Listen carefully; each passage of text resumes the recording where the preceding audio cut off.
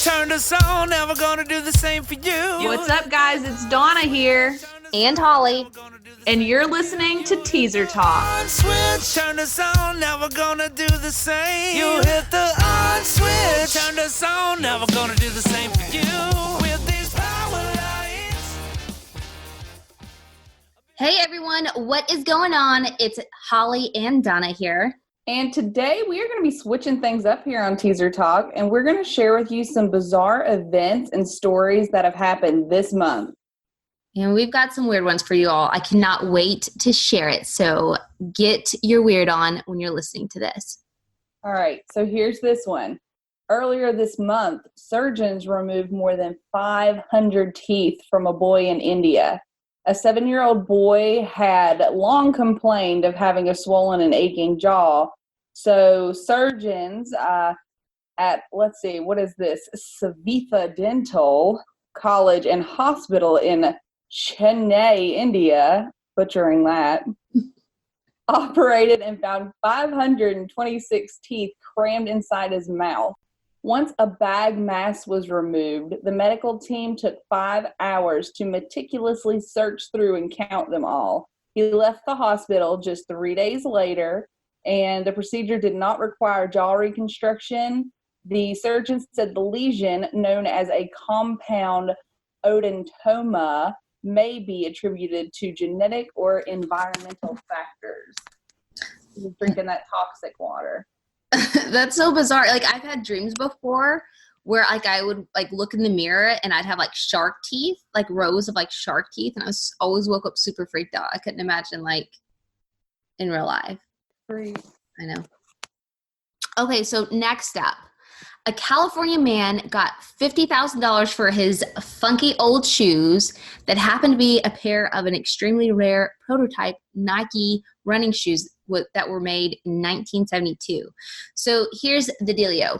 Dave Russell of Sacramento said that the shoes, now known as the Nike Waffle Racing Moon shoes, were given to him at the age of 25 when he had participated in the 1972 Olympic trials.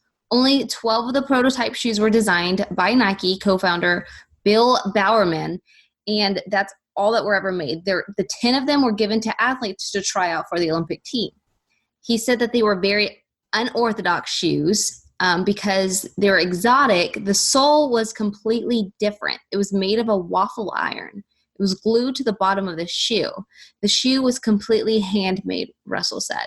He told the news that the shoes had spent years in a box in the garage next to Christmas lights, and he decided to sell them a few months ago, and he had actually received an offer from Graduate Eugene Hotel, which is running or building a Nike museum in Eugene. He said he knew that the shoes were worth some money, but he had no clue that he would receive such a large sum for his funky old shoes. I got lots of funky old shoes. I wonder how much I can get for them. I got some autographed pink Chuck Taylors. They're not autographed by anybody, particularly well known, just some kids from my high school. But they're funky. Do you still have them? I mean, somewhere. I need to see those. They're here. They're somewhere. They're somewhere. That's amazing. So listen, this is exciting. I love me some spiders, some creepy crawlies, some fuzzy, fabulous little 8-legged beings. So also happening this month is the Great Tarantula Migration, and it begins in Colorado, you lucky sons of bitches in Colorado. So each year in the prairies of southeastern Colorado, thousands of tarantulas begin a mighty migration to find a mate. These brown tarantulas take 10 years to reach sexual maturity before crossing miles of desert searching for some booty. As they tap on the burrows of females, they fulfill their duty before dying in the fall. Though the critters migrate en masse, they travel alone and often at night. It's all worth it for the booty. I mean, that's a lot of traveling for some booty, though. It is. But it's worth it. I guess so, to make all those little tarantula babies. Through the desert. Okay, so this one come across, like I've heard about this one before. So this is the TV Santa. So have you heard of the TV Santa, Donna? I haven't. Tell me. Oh my gosh. Okay. So in the dead of night, 50 homes in Virginia were approached by strange figures. They had human bodies, but television sets where their heads should be. The next morning, residents found old TVs on their porches. Security footage shows the strange figures leaving the TVs, but no one seems upset.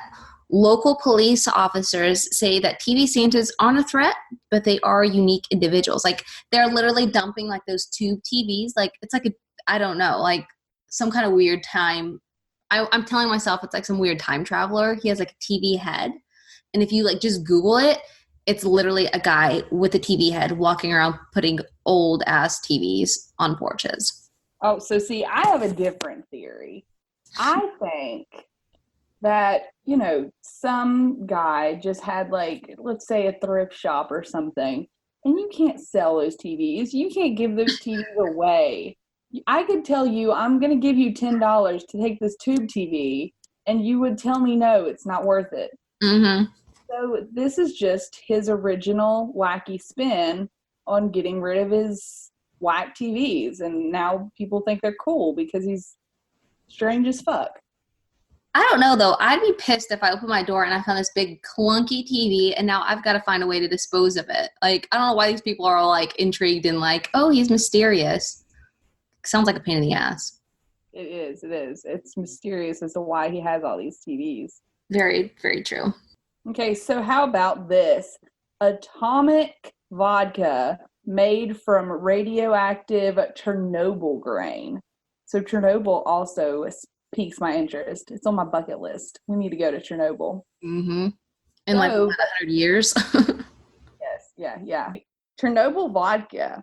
Collaborating scientists from the UK and Ukraine have teamed up to produce vodka distilled using radioactive grain from the Chernobyl exclusion zone. Even now, 33 years after the nuclear disaster, areas around Chernobyl remain dangerously radioactive. Calling their creation atomic vodka, they assure buyers it's completely safe to drink. I'm not sure if I would drink that. Oh, I so would. Would you? See, yeah, you were also the kid that did a lot of the crazy stuff when we were youngsters. I mean, what's the worst that could happen? I mean, some toes growing on my forehead might be cool. You might start growing like a third like leg or something. Then I can join a freak show. I'm okay with that. You're crazy. So let's see.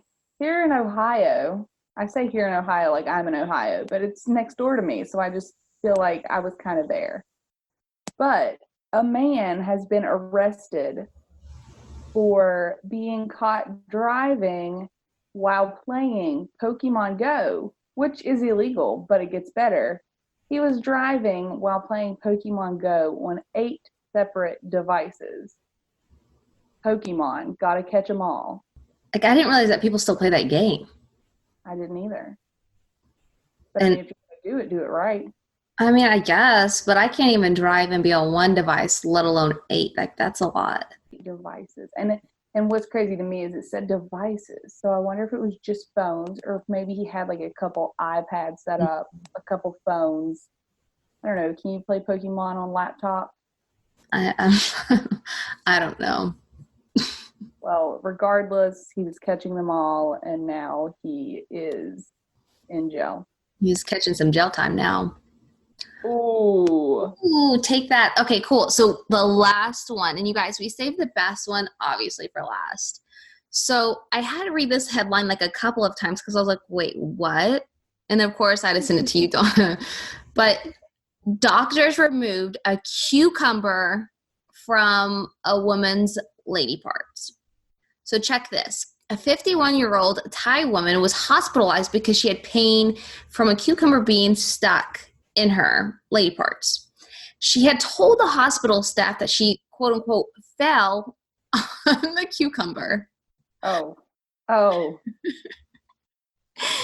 She said she fell down in her house, and somehow the cucumber was laying on the floor just right, and the spot that she fell, it literally simply just fell inside of her. It slipped right in there.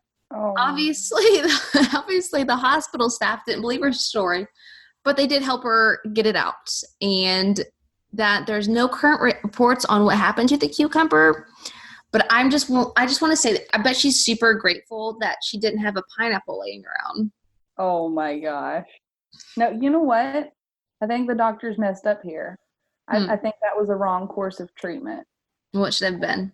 I think they should have just given her a vinegar douche and let her create her own pickle. Stop. I get what you're doing. Ew, and then somebody like would have to eat the pickle. Okay, we're taking this too far. Wow.